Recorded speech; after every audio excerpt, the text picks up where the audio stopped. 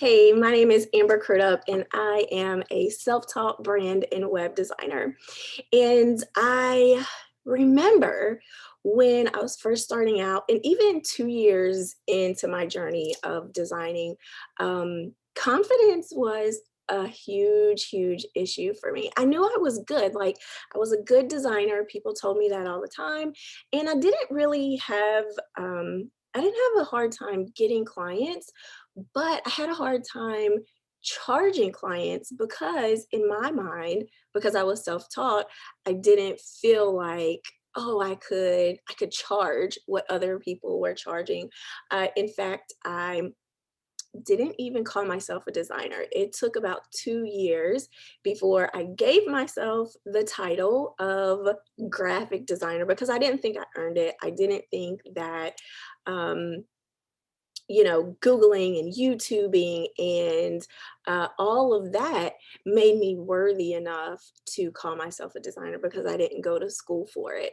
Um, but because I let this lack of confidence just kind of linger on and I never really addressed it, um, I was holding myself back. I was holding myself back from charging what I should be charging. So for several years in my business, I was putting out amazing designs, but I was definitely undercharging. And so this kind of led to a vicious cycle. So I would get a client.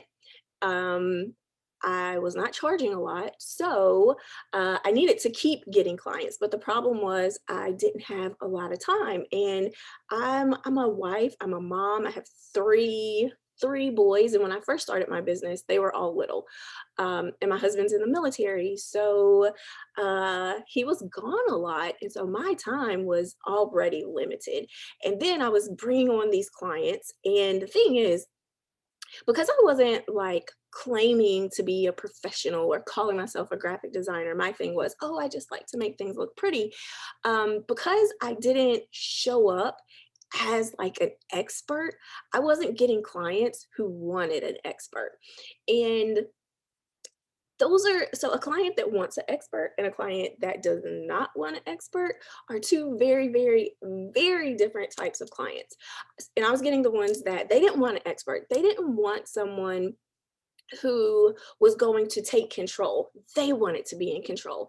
And they also didn't want to pay for someone to be in control. They wanted to pay someone to just take their order, do what they said. And they didn't want to pay, they did not want to pay a lot. So, but they are the most demanding clients. They take up so much time because here's the thing, because they are in control of the project. But they don't know.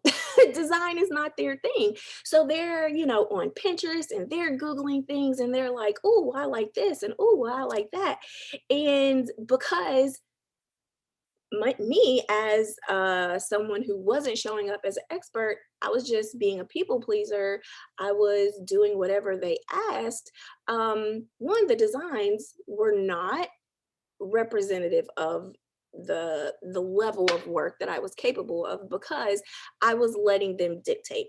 I was letting them say, "Well, try this font. Well, what if we did this?" And ultimately, what typically happened was they would go back to the design that I had originally sent them.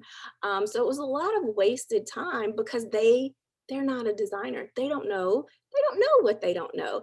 And I was not showing up to guide them through a process because I didn't have a process, which kind of goes back to that confidence. Who am I? Who am I to try to tell someone this is what you need to be doing when they're paying me, right?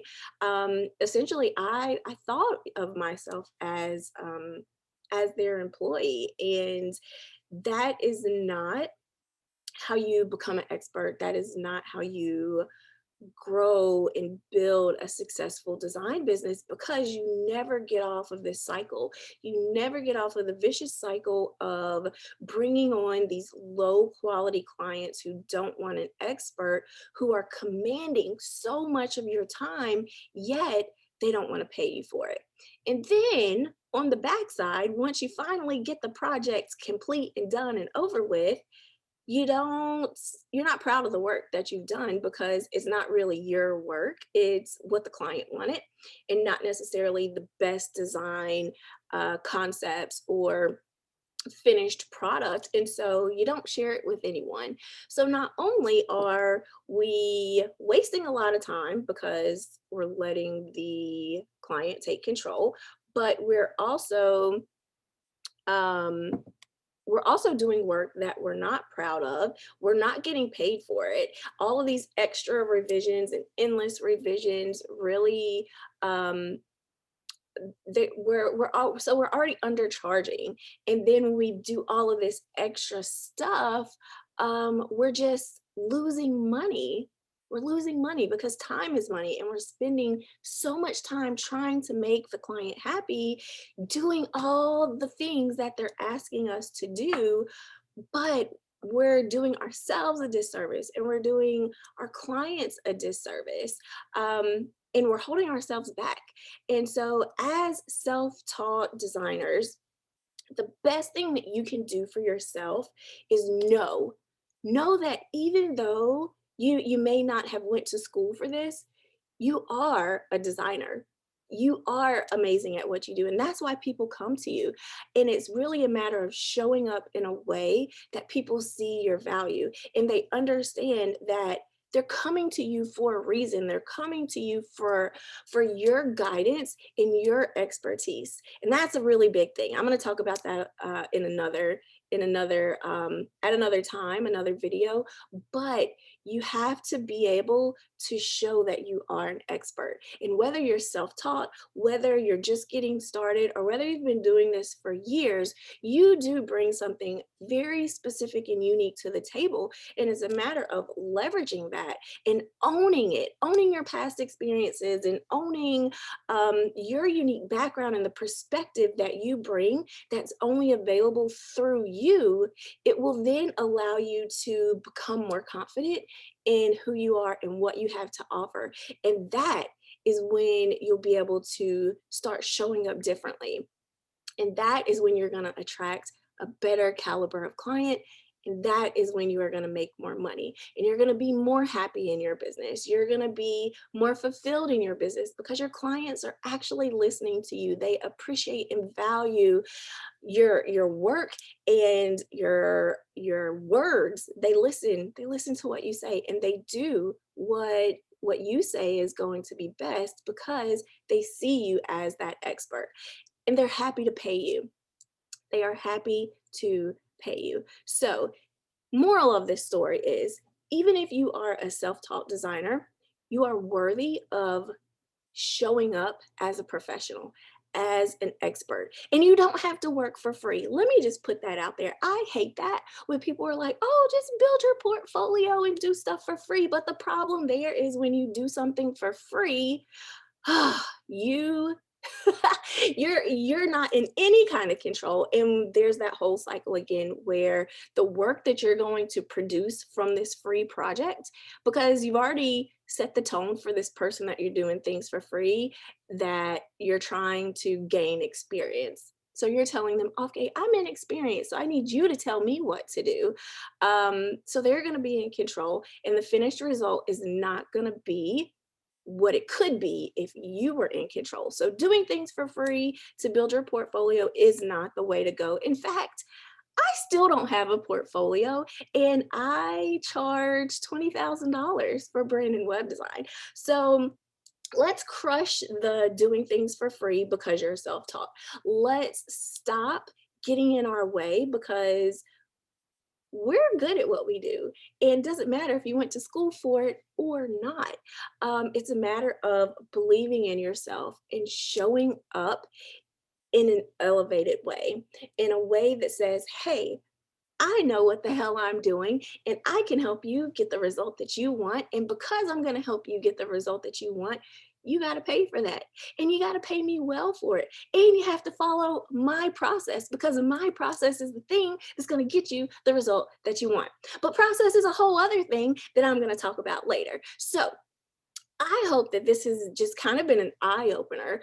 Coming from someone who used to really doubt myself, used to doubt my abilities, didn't charge nowhere near what I should be charging. I'm talking full websites for $500.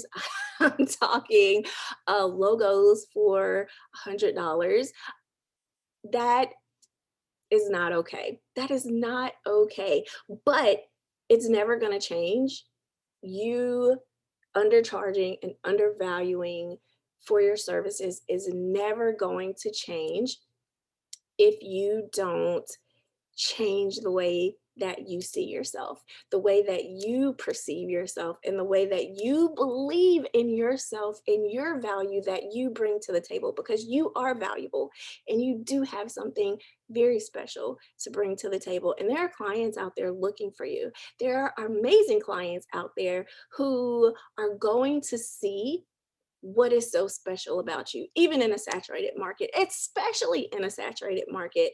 Um, you will stand out and you will get clients, but it all starts with believing in yourself. And if you take nothing from this today, I hope that you take from this that you are worthy and you can totally do this, but it all starts in here and in here. Let me know if you have any questions. I would love to hear what your biggest takeaway was, what you're going to do moving forward to show up differently, to be an expert. Stop being an order taker. Stop being a yes man. Say no. There's power in no. And I promise you, it'll change your life and it'll change your client's life. Talk to you next time.